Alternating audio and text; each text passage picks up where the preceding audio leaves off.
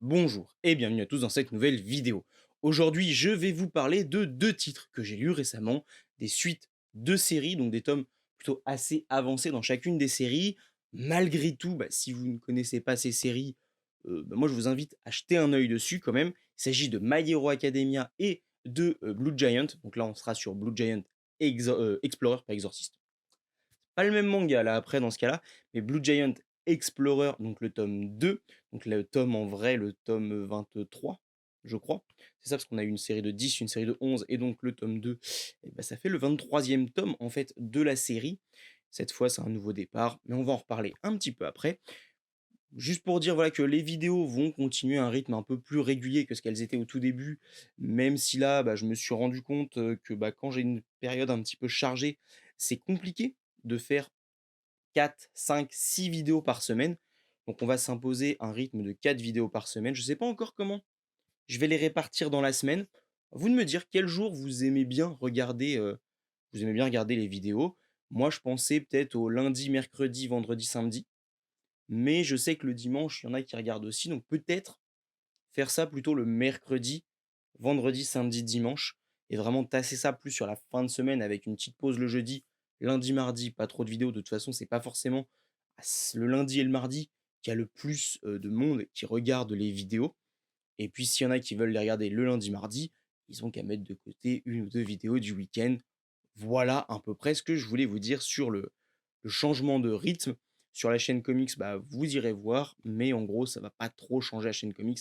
J'ai un peu plus de contenu en général. Voilà. Du coup, on va pouvoir passer maintenant à My Hero Academia, défenseur et attaquant, donc le tome 37, le volume 37 même, avec une très belle couverture qui va nous montrer que Bakugo, dans ce combat, pas final, mais je pense qu'on est quand même sur l'arc final, on va voir que Bakugo, il est pas super en forme. Et du coup, on va avoir Izuku qui va arriver pour affronter, le méchant, qui a vaincu Bakugo et pardon et donc il va voir Bakugo au sol et là, il va s'énerver et moi, j'ai trouvé que c'était plutôt bien fait parce que on va éviter l'écueil classique du héros de shonen qui va s'énerver, péter un plomb et qui va exploser le vilain pendant quelque temps avant de faire quelques dégâts collatéraux et de se remettre en question grâce à pouvoir de l'amitié, et cetera. Je pense notamment à Naruto en mode Kyuubi, et cetera. Là, on n'en est pas du tout là. Au final, ça va être réglé assez vite. Et il va très vite se calmer, il va très vite redescendre et ça colle parfaitement avec ce qu'est Izuku et avec ce que le personnage représente, à quel point c'est un anti-héros de shonen, parce qu'il est vraiment, lui, dans quelqu'un de plus maîtrisé, qui est là pour aider les autres, qui est pas là pour, combattre, qui est pas là pour se venger. Il est vraiment là pour aider avant tout et pour lutter contre les forces du mal. C'est vraiment un pur héros au sens, américain du terme, on va dire, avec vraiment ce côté où lui, ce qu'il veut, c'est sauver les autres avant tout et il fait passer ses propres sentiments après et il lutte au quotidien contre ses émotions négatives. Déjà qu'il en a assez peu de base, il est relativement bon de base et il va vraiment lutter contre le peu d'émotions négatives qu'il va recevoir pour nous montrer toujours une face lumineuse et en soi, on voit que petit à petit, il va se rapprocher d'All Might et ça, je trouve ça vraiment fort parce que il a toutes les raisons à ce moment-là, en tout cas, il le pense à ce moment-là, de d'en vouloir à l'antagoniste. Et lui, la première chose auquel il pense, c'est: «Est-ce que je peux sauver, cet adversaire qui est en face de moi? Est-ce que je peux le remettre dans le droit chemin? Est-ce que c'est pas mon rôle, en tant que super-héros, de remettre ce super vilain dans le droit chemin et le réintégrer? Ou au moins sauver son âme?» Et ça, c'est fort. Parce que souvent, dans les shonen, ça va être: «Bon, il va falloir que je le détruise». Et au dernier moment, il va trouver un moyen de pas le détruire et cetera, ou il va le mettre KO et oh là là, rédemption et cetera. Et non, là, dès le départ, on te dit son but, c'est pas de battre l'autre à tout prix et il a toujours cette idée de: «Je peux faire plus, je peux le sauver» et c'est pour moi ce qui différencie My Hero Academia de la plupart des autres titres et c'est pour ça que pour moi, bah, Izuku là, qui est juste ici, il est vraiment un très, très bon personnage.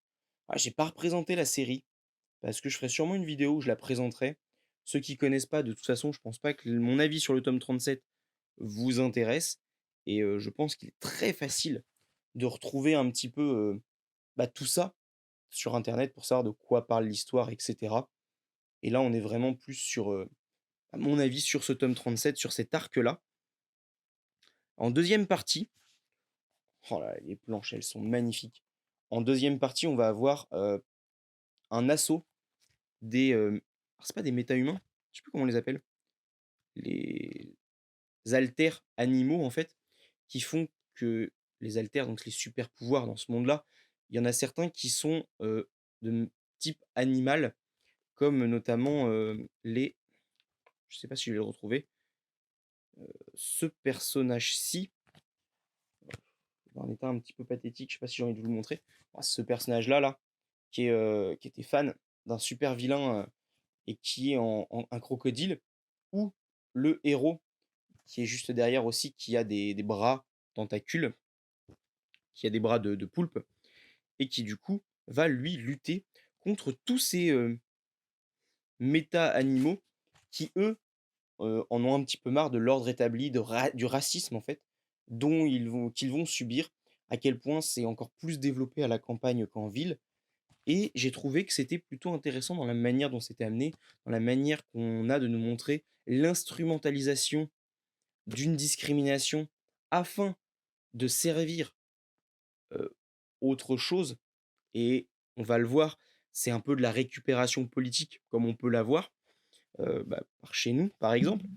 Et ici, on a vraiment cet aspect-là qui est montré et comment la haine, comment l'effet de groupe va permettre une instrumentalisation plus facile d'une minorité qui est opprimée. Et je trouve que vraiment, on a ce personnage qui va essayer en fait, de convaincre, qui va mener les méta-animaux, on va les appeler comme ça parce que je me souviens plus exactement le nom, voilà, vers l'hôpital pour bah, faire un carnage. Et notre héros, donc Poulpe là, avec l'autre qui peut appeler les animaux, ceux qui connaissent la série, vous voyez duquel je parle, ils vont essayer de lutter contre ce raz-de-marée, et justement du fait que eux-mêmes soient ou ont été victimes de racisme. C'est pas vraiment du racisme, c'est de la discrimination, parce que là, c'est plus vis-à-vis de, bon, si, une capacité physique, ou là, c'est plus d'une apparence physique, donc c'est juste du racisme, discrimination, bref, comme vous voulez. Et eux ont été victimes de ça aussi, mais ont compris qu'il y avait peut-être une autre manière de faire, et qu'au contraire, en faisant ça, on ne faisait qu'engendrer de la haine encore, et donc de perpétuer un conflit qui dure depuis déjà trop longtemps. Et voilà, donc cette deuxième partie est vraiment très intéressante aussi. Ah voilà, le personnage qui harangue les foules, qui est une araignée. Donc voilà, l'araignée qui tisse sa toile petit à petit, une petite métaphore, voilà, plutôt, plutôt pas très discrète. Et on va terminer le tome avec la libération d'un personnage qui va redistribuer toutes les cartes. Et je suis plutôt impatient de voir comment ça va, vers quoi ça va découler, parce que je ne lis pas les scans de My Hero Academia. Je trouve que ça se lit très bien en tome classique. Il y a vraiment les arcs qui sont très bien définis et qui se lisent très bien, tome par tome. Et je pense que la lecture en scan perdrait un petit peu de cet intérêt-là qu'on peut avoir d'arc tome par tome. Mais vraiment, bah, des dessins qui sont vraiment très beaux, des combats qui sont très très dynamiques.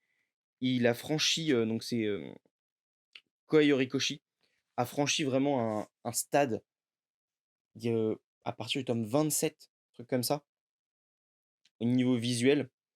Il utilise mieux le numérique, ou alors il s'est mis à l'utiliser, et il a vraiment explosé au niveau dessin.